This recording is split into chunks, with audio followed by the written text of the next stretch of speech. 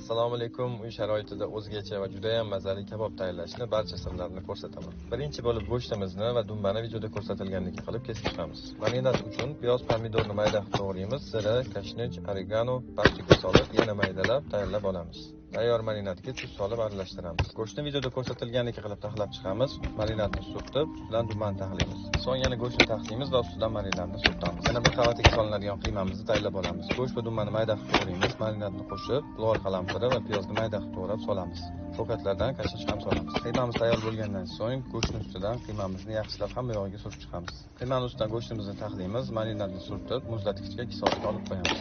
Go'sht muzlatgichda yaxshi qotgandan so'ng siqlash uchun to'rtburchak shaklda kesib chiqamiz. Xuddi shu usulda tayyorlasanglar, Xudo xohlasa sirada ham shunaqa chiqadi. Videoni yo'qotib qo'ymaslik uchun subscribe qilishni unutmanglar. Siqlab bo'lganimizdan so'ng go'shtimizni pishirishda hamma tomonni aylantirib, yaxshilab pishirib olamiz.